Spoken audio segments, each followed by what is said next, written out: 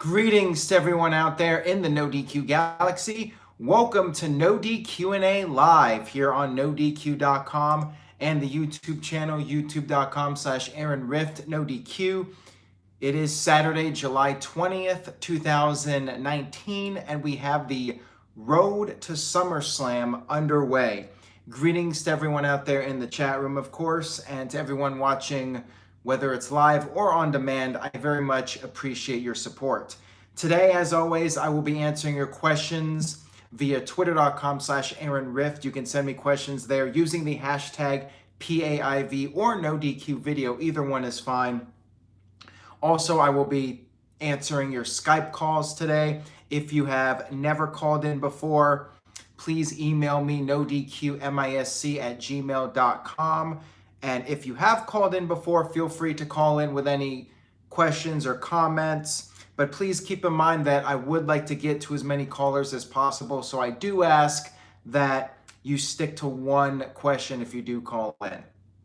And lastly, you can send in a $5 super chat to have a question answered. And also, you will become the reigning and defending NoDQ Super Chat champion. As of this very moment, Colin Andrew, part of the NXT team, is the current NoDQ Super Chat champion. I would like to get started with the questions. The first one I have is from Jack Jackson. Maybe he would be a good tag team partner for Eddie Edwards. I'm not sure. He says, what do you think about the reports of NXT possibly moving to FS1 and going head-to-head with All Elite Wrestling on Wednesday nights? I am definitely curious to see what happens with AEW once they start in October on TNT, because if the rumors are true, they're either going to be on Tuesday night or Wednesday night. Now, Tuesday night would not put AEW head-to-head with WWE because SmackDown is moving to Fox in early October. But if AEW goes to Wednesday nights, then they are entering NXT's territory. NXT has been on Wednesday nights, and I do not see WWE moving NXT to a different night because of AEW, because then that's basically saying, hey, AEW is too much competition for us to handle. Now, as it is at the moment, NXT is a taped show, and maybe WWE will not put any more emphasis on NXT, but maybe, just maybe, they will step things up with NXT. Maybe it'll start going live every week. Maybe it will go to FS1 and become AEW's competition. Now, the good thing for WWE is if AEW beats NXT in the ratings, well, it's NXT. It's the developmental brand. So there's nothing for WWE to really panic about. Now, if NXT beats AEW in the ratings and AEW's numbers are low, then WWE could say, hey, yeah, look at this. AEW has no chance against us because they cannot even beat our developmental league. So it's a win-win situation for WWE right now. And thank you to everyone again for tuning in. I know it's hot as heck outside for most of the country right now. Feels like 100 in Michigan, and I'm sure in various other parts of the Northeast it feels very hot. The Midwest got it a few days ago. So if you don't want to go out and possibly end up with heat stroke, then maybe your best bet is to just stay here and check out the NoDQ&A Live. So I will go ahead and open up Skype now. So I will be taking your calls, and also you can send in your super chat questions, and $5 will make you the brand new NoDQ Super Chat champion. And again, please stick to one question at a time if you're going to call in. Maybe at the end of the video, if there's time, I could possibly take a second question from a repeat caller, but I would like to get to as many callers as possible. Skype is open now if anybody would like to call in. I would like to get to this next question here before we get a caller from the Natural Cody. And he wants to know, what are your thoughts on the Raw reunion this coming Monday? I smell yet another cheap hotshot to temporarily fix the ratings. Makes every anniversary show they've had or will have look bad, as this one is for no real reasons. Keep up the good work.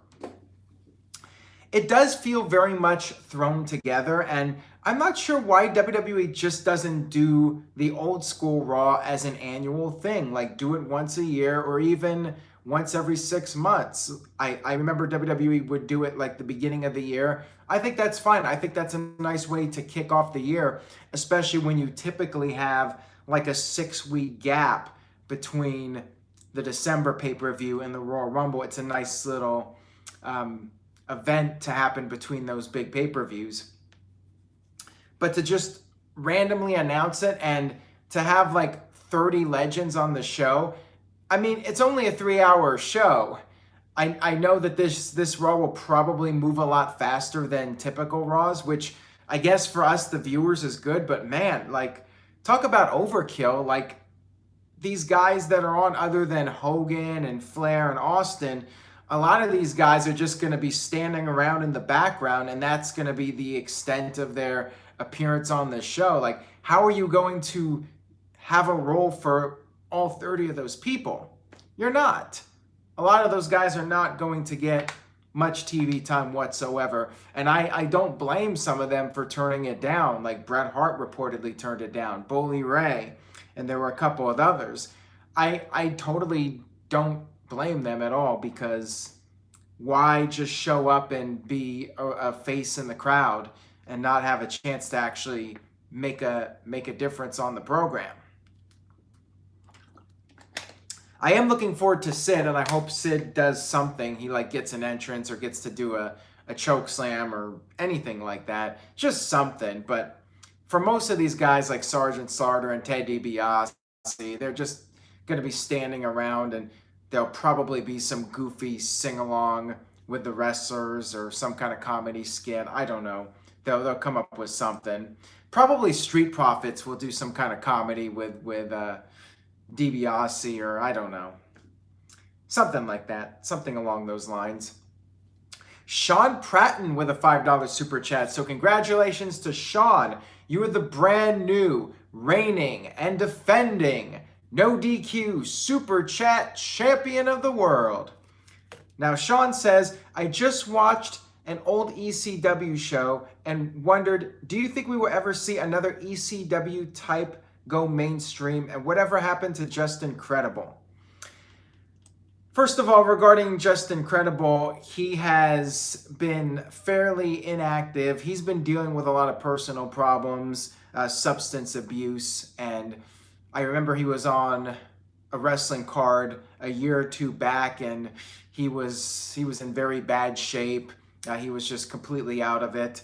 So he's really been battling a lot of personal demons, substance abuse, and that's what's going on with him. Last I heard, he was doing okay, but it's more like the scenario where no news is good news. You know, I don't know what for sure is going on with him. As far as ECW, like ECW was a product of its time, and I think the problem is that wrestling promotions try to recreate that instead of coming up with something new. ECW was innovative and fresh at the time, and it fit in with the 90s culture. But by the time WWE started doing all the hardcore stuff and bringing in all those guys from Japan, WCW doing the same thing, ECW lost what made it unique and what brought them to the dance. Now, could we really see another? Now, ECW was never really mainstream to begin with. ECW was always like this cult promotion that had a following, but they never did really reach the mainstream. They got their television slot on TNN for about a year, but they never really got those ratings to a level where TNN was going to keep them around. I don't know if another promotion is going to become the new ECW if you're looking for that specific style of hardcore wrestling. And let's face it, Impact Wrestling is using a lot of those guys, Tommy Dreamer, RVD, Rhino, and nobody's really talking about Impact Wrestling. Now, as far as like a new breed of those types of wrestlers, like some people are saying Sami Callihan is one of those types of guys. I don't know.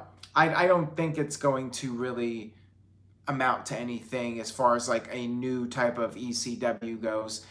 You got to come up with something new and fresh that we haven't seen before. And that's really challenging when it feels like we've seen everything. Like you really need some creative minds coming in and thinking outside the box and trying new things instead of just relying on the same old, same old. I'm sure there are some new innovations and some new concepts and ideas. It's just a matter of somebody coming up with it and the people running the promotion being willing to take a chance on something new. But very good question there. Thank you for that. I really do appreciate it. All right, again, Skype is open if anybody would like to call in. Not everybody at once here. It's funny, like last time, I think it was 2 weeks ago, maybe 3 weeks ago when I was doing this, like everybody was calling in and I could barely get to anybody. And now nobody's calling in. So where are you guys? Are you guys really out there on a Saturday in the 100-degree heat? I find that hard to believe. So anybody that wants to call in, this is your opportunity. I think Skype is open. It says I am active. So again, wait a minute, we got a call. Okay, Mike Nixon calling in. So let's answer this. Hello, Mike. How's it going? How's it going, Aaron? I'll be your first caller of the day, I should say. All right, sounds good. So how are you doing? And where are you at, by the way? I live in Marshall, Pennsylvania, so I am dealing with the same heat that you are, my brother. Nice. What is it like? Feels like 100 where you're at? Probably like a little bit, like probably like 10 minutes ago. I looked at my phone and said it was 99, and it feel like it was like about 110. Oh man. Okay, that's pretty rough. Stay cool. Always, man. I ain't stepping foot outside unless I really have to. Yeah, I don't blame you on that. So what's on your mind? So I was talking a little bit about SummerSlam because I know that's coming up, and a little bit pertain to SummerSlam, but more to do with Brock Lesnar. Right. Now, I've been hearing possibly little murmurs that Brock might be not like go completely full time, but might be starting to up the ante a little bit on more appearances and stuff, and not be like completely part time, but build up to be like an in betweener. Now, if that were to happen, would that maybe intrigue more people to be more involved with him and not bash Lesnar every single time? If they give him like a lengthy run and he comes, maybe not every single pay-per-view, but if he comes to like 2 pay-per-views a month, because sometimes you get them couple pay-per-views that run in a month. If you get them to like 1 or 2, like every pay-per-view or like 1 or 2 pay-per-views every time, you think that will build more interest into his character? That's a really interesting question. Now, I think part of what makes Brock Lesnar special is that we don't see him all the time. The fact that he is like a special attraction. But at the same time, it sucks when he's the Universal Champion and he's never around. So if he's going to be pushed as Universal Champion, then I absolutely think it's good for him to be around every pay-per-view. I think the bigger problem than how often he's around is how he's used and doing something different with him. Like, I would not mind him sticking around as a part-timer if, number one, he wasn't the champion, and number two, we got to see him in a different type of storyline and doing something different than him being Paul Heyman's guy and just doing his own thing. Just something different. Right. Something different.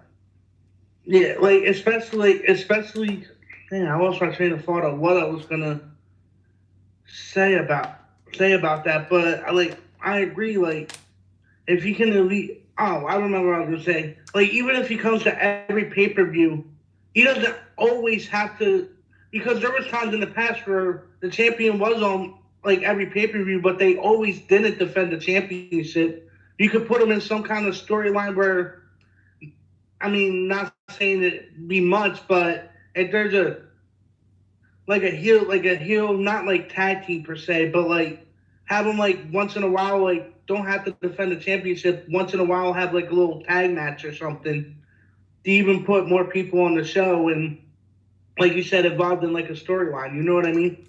Yeah, I mean, that would definitely be a way to utilize him in a different manner, maybe do a tag team match. But again, I think WWE sees him as a special attraction. So they feel like if they put him in a tag team match, they're not really utilizing him as much as possible. So it's really tricky how that works with him and the scheduling and everything. But that's a very interesting question for sure. If you got anything else, go ahead, because nobody's calling in for some reason today. So this is your opportunity if you got anything else on your mind. Yeah. So, do you what percentage chance?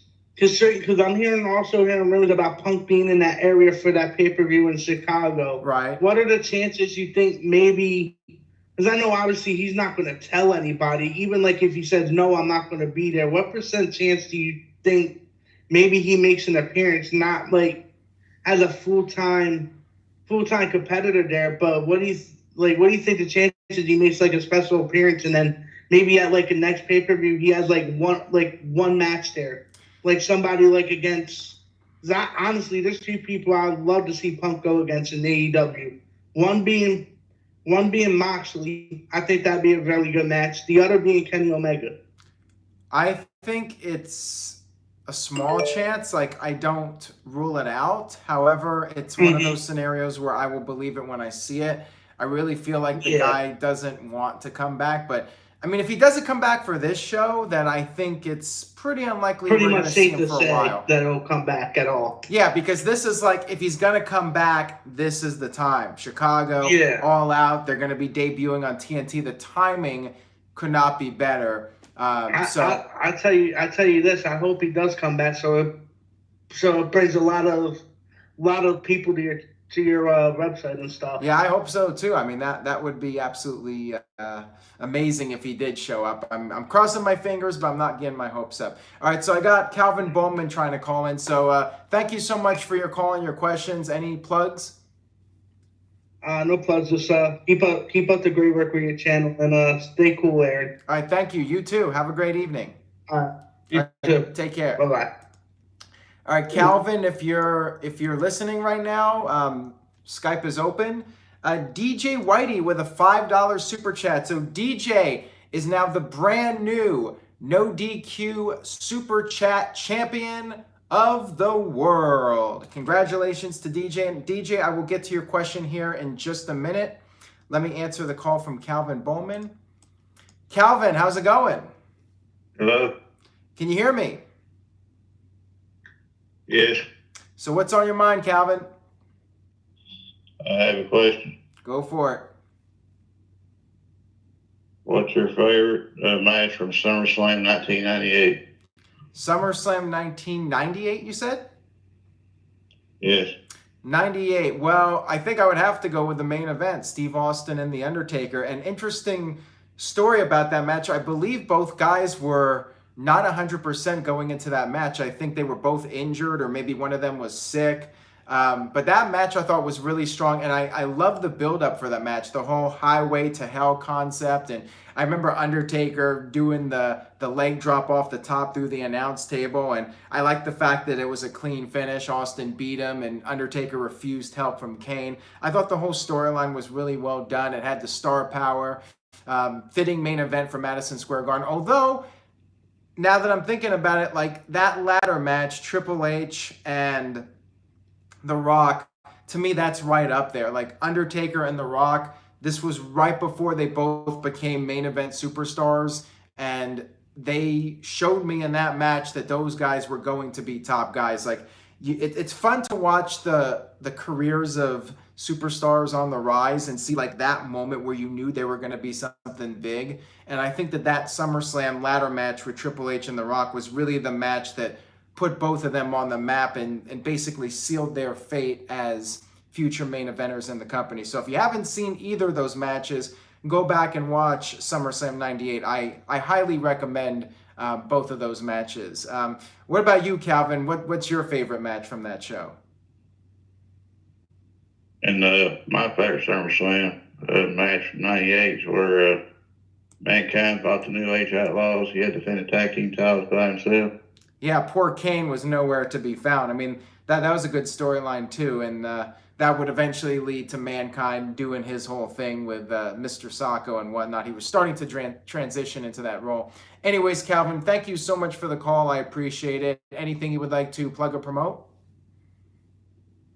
Just Facebook.com/Calvin Bowman 1. All right, thank you so much. Have a great night, my friend. You too. Take care. All right, that was Calvin. Now, let me get to DJ's question here, his super chat question. DJ is the current No DQ super chat champion. He says, what up, Aaron and No DQ Galaxy? What fresh matchups would you want to see Brock Lesnar involved in? McIntyre, Lashley, Big E? I mean, pretty much anything I think would be a nice change of pace. Unfortunately, WWE has not really built up a lot of talents to be credible challengers for Brock Lesnar. I think Bobby Lashley's an obvious one, although I feel like he's already been mishandled. Big E would be a really interesting one, even though it's big man versus little man, and we've seen that already with Balor. Kofi Kingston versus Brock Lesnar, I think, would have been interesting. There are some possibilities, but there aren't a whole lot. Aleister Black is a good one, but I don't know if the timing is right for that. Aleister Black beating Brock Lesnar and sending him packing. I like to say that all the time just because, I mean, I am pretty sick of Lesnar at this point, and I think you need to move on to younger talent. Even as a special attraction, I'm getting tired of it. But yeah, you could theoretically do Aleister Black versus Lesnar. I'd like to see Lesnar have one more epic battle and put over somebody and then call it a career. So if I had to pick one guy, I think I would go with Aleister Black. Thank you so much for that question, DJ. I really do appreciate it. Let's move on here to the next question I have in my Twitter feed. This one comes from James. And James said, is it just me that doesn't want to see Natalya challenge for the title anymore or thinks Naomi is so overrated? The women's division back in the shit, if you ask me, says James. I do not have a problem with Natalya being in the match at SummerSlam. I mean, we need something. And I think Natalya being in her home country is going to help the crowd heat for that match. And I think it'll be a fun match to watch. Unfortunately, you're right. There's not really a whole lot of solid options for Becky Lynch at this point. And WWE hasn't done a very good job of building up somebody for her. And I'll finish your question here in a second. Happy birthday, Chris. Oh, thank you, Aaron. I appreciate it. Just got done seeing Spider-Man Far From Home, and I knew you were doing the show, so I want to try to call in real quick. All right, sounds good. So what's on your mind? Oh, okay. I just wanted to pretty much call in real quick and say, hey, hope everything was going good. I really haven't even been listening to the show, to be honest. I just got done watching Spider-Man Far From Home, but wanted to call in real quick, say, hey, hope everything's going good today, and I'm going to get back here with my parents and get some stuff going. So I just wanted to say, hey. Just want to make a cameo? Have a good one. All right, well, throw me a question, anything. Okay. Have you watched the main event of the 205 Live this week? And if so, what was your opinion about that match between Chad Gable and the gentleman Jack Gallagher? So, full disclosure, I have not seen it, but I heard it was really solid. I will try to check it out. There was something else I needed to watch too that I have not yet. Oh, I still haven't seen that Evolve show yet. So I'm really behind on all that. No, I haven't seen it, but I definitely got to check it out. And from what I've heard, it was a hell of a match. I mean, would you say it was like top 5 match of the year? Because I remember Cedric Alexander saying that it was his favorite match of the year. Oh, it's easily. I would say it's more than a 5-star match to me. If Dave Meltzer didn't give it more than 5 stars, I'd be completely shocked. That's how good I thought it was. Well, there you go. That's some high praise. All right, Chris, I'll let you get back to your thing. Thank you so much for the quick call. All right, man. Y'all have a good one. All right, take care, my friend. All right, bye. All right, that was Chris Mace again. Happy birthday to Chris. To finish the question from James, Naomi's fine. I think she had some potential a while back, and now the momentum's kind of gone. But I always liked the way she presented herself, and I like the entrance and the glow and the whole concept. She took measures to make herself stand out. So I wouldn't say she's overrated. I think if anything, she's thinking outside the box a little bit and trying to make herself unique, which is really what you have to do to succeed in wrestling as far as I'm concerned. But yeah, overall, women's division is pretty weak, and WWE should have had several women that they were building up, lined up for Becky Lynch to feud with, and WWE did a very piss poor job of it, and that's why they have to resort to going back to Natalya again. Natalya was having matches with Ronda Rousey, and now she's going to have a match with Becky Lynch. But at least they're doing it in Toronto. To me, it makes sense. I really don't have a problem with it. And I'm looking forward to the match. I wouldn't even mind seeing Natalya win the title just to shake things up a little bit. I mean, Becky really needs a strong opponent to feud with, and she just doesn't have that person right now. I mean, maybe WWE's just waiting for Ronda to come back. I don't know. All right, so we got a $5 super chat from Psycho Jet Black. So congratulations, Psycho Jet Black. You were the brand new, reigning, and defending No DQ super chat champion of the world. And we got, wait a minute, Oscar tried calling in. Let me see if I can get back to him. Psycho Jet Black has a question here, which I will get to in a second. Let's see if I can get him on. Oscar, did you try calling in? Yeah, Hey, guess who is the current No DQ Super Chat champion? It's Psycho Jet Black. Oh, congratulations to Psycho Jet Black, I guess. So what's on your mind? By the way, this is Oofman Rules, aka Oscar, for those of you that were wondering. So what's on your mind? Just trying to survive the heat, man. That's all.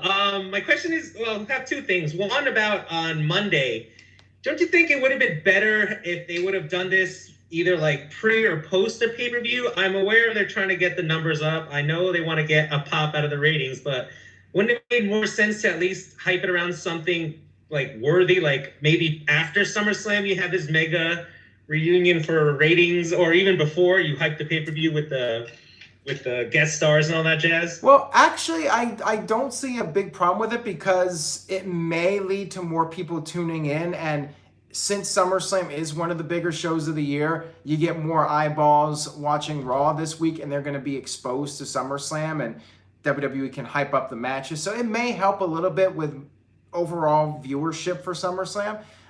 So in that sense, I think it's fine. But yeah, I think, like I said earlier, I think it would have been ideal to put these types of shows like in one of those 6-week gaps between pay-per-views rather than do it when you only got 3 weeks left until SummerSlam, and you're going to have so many of these legend segments, and the SummerSlam stuff is almost going to be an afterthought at this point. True. And also another thing I've been reading, but I don't know how it's going to happen, is about that Shane allegedly is going to take a back seat, hopefully, now that SmackDown has Bischoff in there. But what were you saying about, because there's, they were pushing him so hard and all that. Could you ever see him probably winning the title only to be fed to Roman, perhaps at Mania, have Roman win the title? Roman win the Rumble. I know, sigh, big there. Have him win the Rumble. And then for some crazy reason, have it him and Roman, just because Roman can get his win back against Shane at Mania, perhaps next year. Oh, don't even say that. I mean, yeah, I know. I only say it because, like I said, I'm reading everything where people are saying, Shane is getting this monster of a push because, he's a rookie, but only to be fed for, how do you get the belt off of Kofi? Well, if you have Shane pin Kofi, obviously that's nuclear. That's more heat than Jersey's experiencing right now. Ooh, yeah. And so there's your heel, and then here comes Roman to save the day, blah, blah, blah, Superman, Cena 2.0. And so you at least have a run there, but I'm not liking it, just like you're not, but this is WWE we're talking about, so what do you think? What do you see as the future as far as for Shane goes? Because I think everybody is just I'm bored already. It's like, all right, moving on. And I just hope. Do you think Bischoff will actually do a pretty good job with SmackDown, especially going to Fox now? Well, I would hope Bischoff would do a good job with whatever he's doing. There's conflicting reports about what his actual position is. If he's just going to be running the business end of things with Fox, or if he's actually going to have some kind of creative input. There's definitely some confusion about that, what he's actually doing.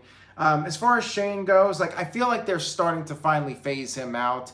I feel like this Kevin Owens thing is going to be the end of his run, and then he's going to just go back to being a part-time character and make occasional appearances. I would be really surprised if this Shane push goes to next WrestleMania. Now, anything's possible. I mean, WWE could get really crazy, but I don't think it's going to happen. Anyways, thank you so much for the call. I really do appreciate it. I got to pull up these stats here because I was calculating how many times you guys were Super Chat champions. So you have 21. You have 21 times from my statistics. 21? 21 times. Oh, wow. I thought it was 15. All right, I'm 21. Yeah, well, Mike B, just for everybody out there listening, Mike B has 36. So good for him. And Carlos Gomez is second with 32. But you're still way up there, so there's still time for this. Am I coming in with the bronze? I think so. I have to check a few more people, but I may be sending out some free shirts to the top super chatters. So. Speaking of one last thing about that, I don't know if this is personal, but it's up to you to answer it. I know you have new T-shirts on Spring Tees. Are you guys done with Pro Wrestling Tees or no? The store is still open, but all new stuff will be put out on the Teespring website moving forward. Oh, okay. And there's a lot more options I can do on Teespring also, as far as like hats and wall posters and all sorts of different things that you can do on that site that you cannot do on the Pro Wrestling Tees site. Oh, okay, cool. Oh, and last thing I've been reading about for Monday, what do you say? I forgot who wrote it and I forgot where. How cool would it be if the Raw reunion ends with Austin and Kevin Owens stunning everybody, all the heels, to end the show and having a big beer bash? Oh, geez, that would be interesting. If Austin goes along with it, let it be all the jobbers and the low card guys. That'd be, I think, hilarious. Those two just stunning everybody, and then it ends with them two. That sounds a bit silly for Austin's character, but if he went along with it, it would definitely make Owens look good. That's true, yeah. All right, well, thank you so much for the call. For the call, brothers. Try to stay cool, and I'll see you soon then, all right? All right, take it easy, brother. All right, bro, see you soon. All right, later. All right, let me get to Psycho Jet Black's question here. He wants to know, why did Jack Swagger win the World Heavyweight title only to lose it about a month later? Well, basically what happened was WWE and Vince specifically has a pet project, and then once Vince gets tired of his new toy, he moves on to the next thing. And I think that's what Jack Swagger was. WWE was trying to build new stars. You know, they were relying on John Cena, Batista, Randy Orton, Edge, Undertaker, and so on. And they were trying to build up some new people. You know, you had Wade Barrett, you had Sheamus, you had Jack Swagger.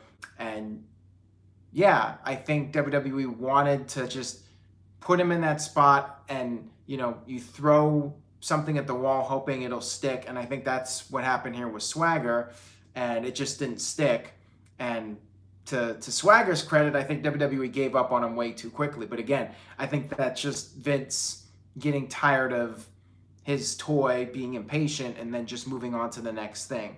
And I feel like that's what happened with Swagger. So the Gameson 100 is the brand new NoDQ Super Chat Champion of the World.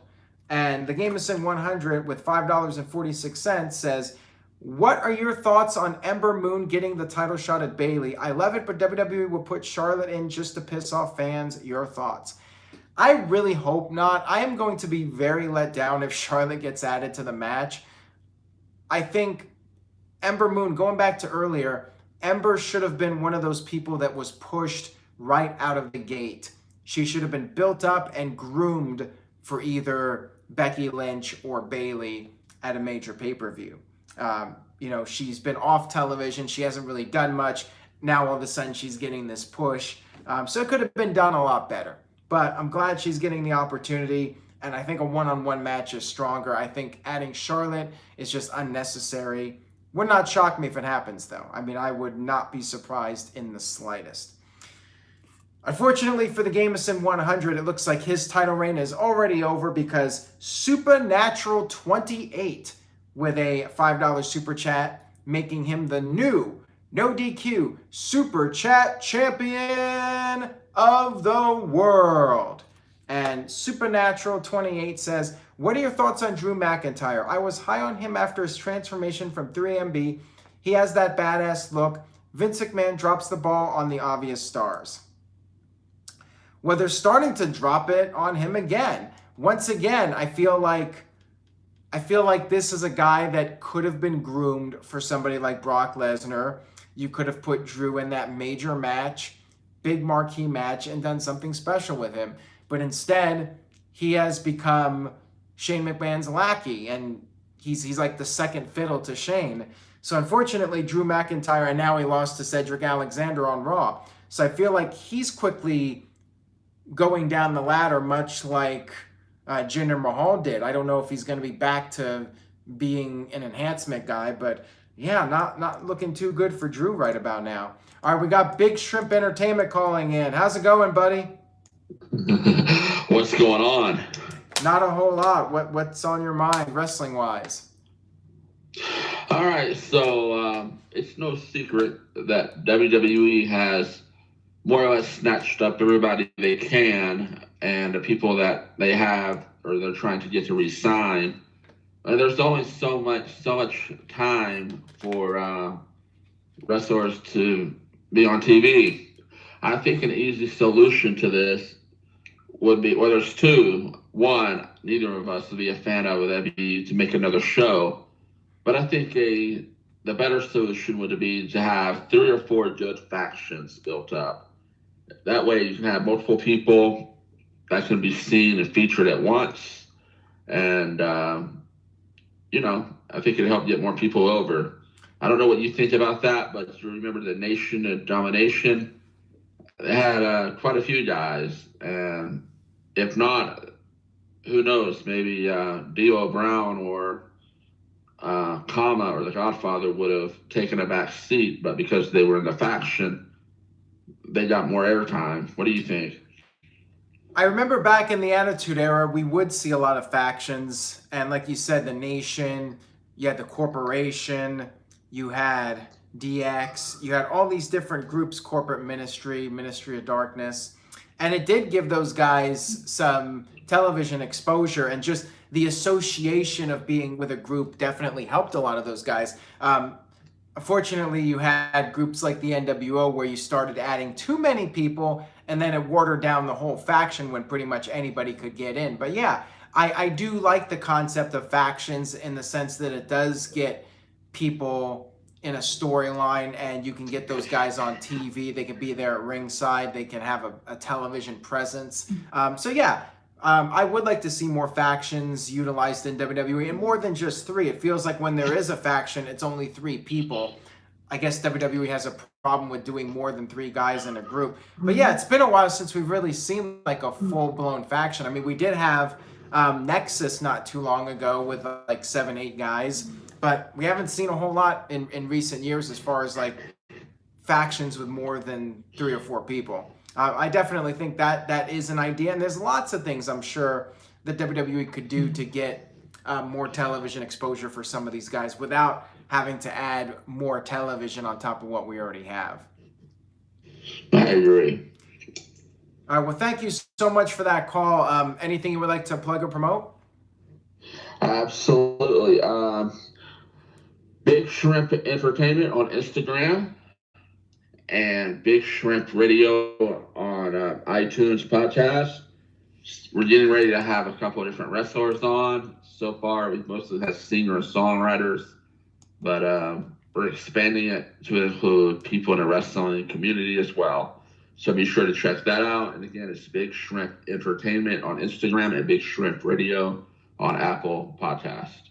All right, sounds good, my friend. Thank you so much for the call. You have a great night. You too. Thank you. All right, take care. All right, that was Big Shrimp Entertainment.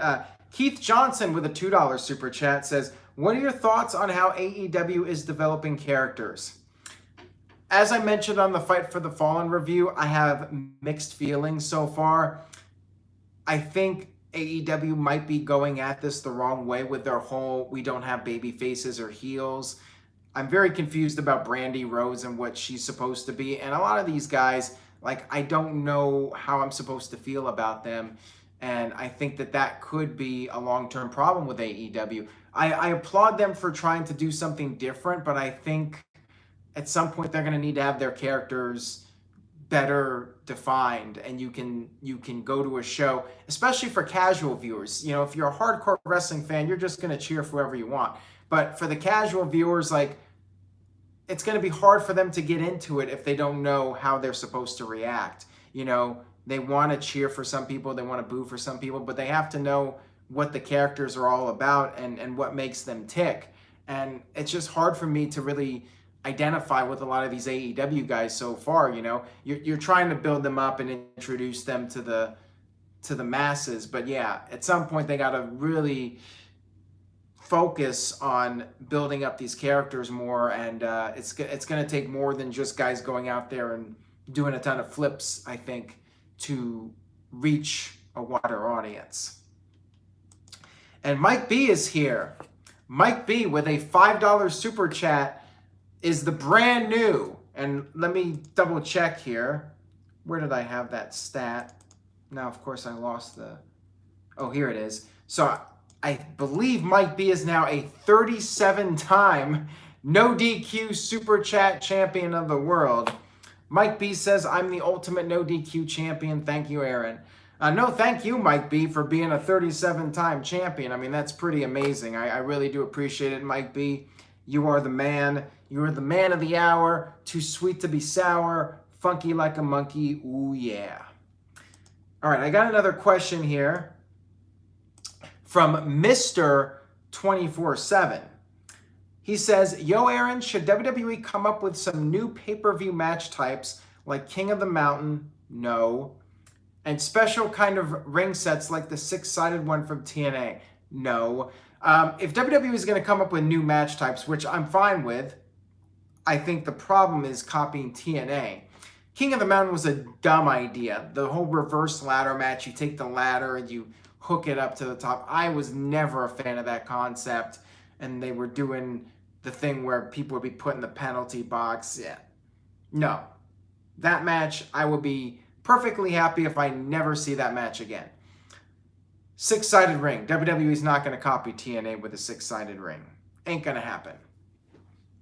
But yeah, I would like to see some new concepts. Again, it's difficult because it feels like everything's been done already. Like, what else can you do that hasn't been done? But with some creative minds, maybe we'll see some new concepts eventually in wrestling. Some new match types, some new types of matches that we haven't seen before. Ideally, you got to come up with something that's going to be unique, but at the same time, it's not going to be convoluted or just too complicated with the rules and so forth. You know, you really got to have something that's pretty easy to follow.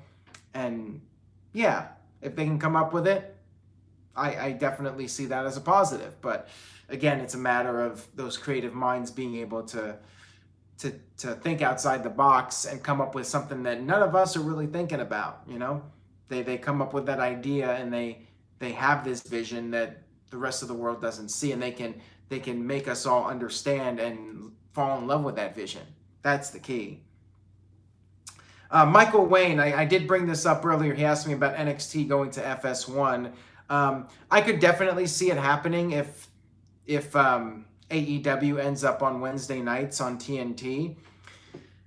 And again, like I said at the beginning of the video, I feel like it's a win-win for WWE, because if they beat AEW with NXT, then they could say, hey, look, AEW's not a threat. They can't even beat our developmental. And if WWE loses to AEW, then they could say, well, AEW beat our developmental. Psycho Jet Black with a $2 super chat says, is 2019 WWE better or worse than 2015 WWE? Ooh, that's an interesting one. I thought WrestleMania 31 was better than this year's WrestleMania. But I think, I mean, it's hard to say. The beginning of 2015 was pretty good, I thought, for the most part, although we had Roman winning the Rumble, which nobody really was happy about.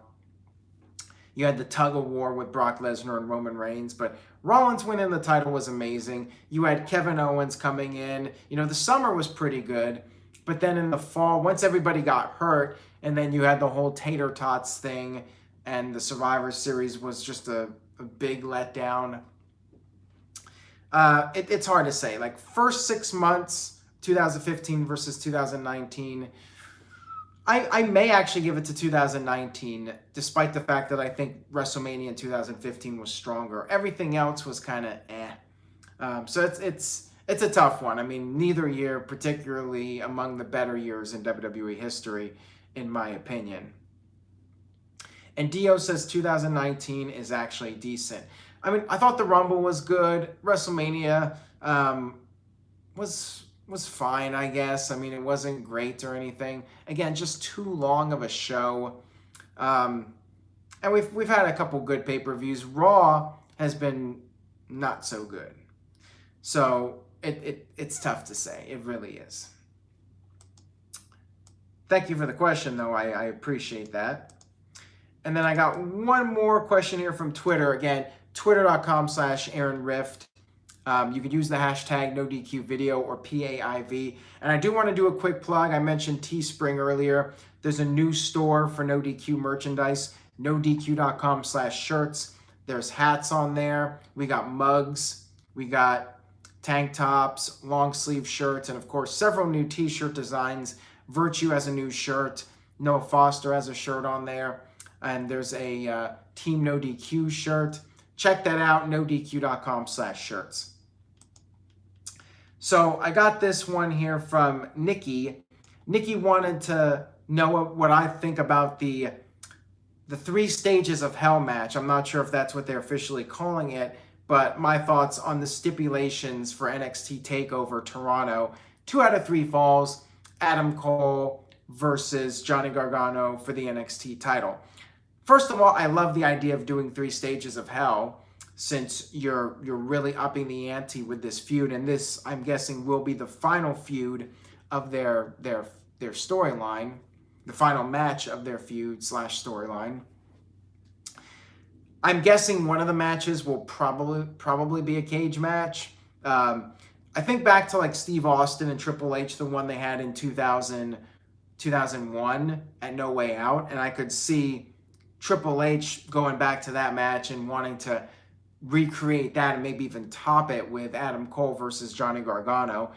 So yeah, I'd love to see like a Falls Count Anywhere, cage match, all sorts of different things you can do.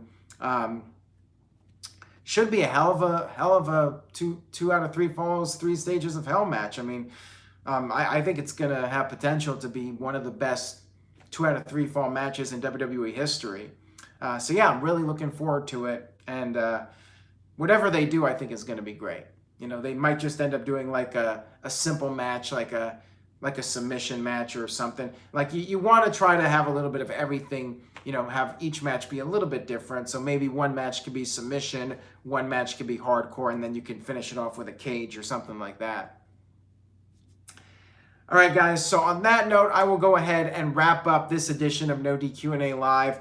Thank you all so much for your viewership and support.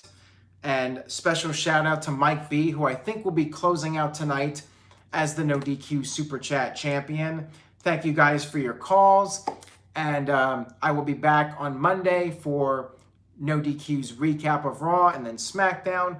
More content. Make sure you guys check out the top 5 videos. I posted a new one earlier today. I will be posting another one tomorrow. Subscribe. Click on the notification bell for updates, and I will see you guys next time.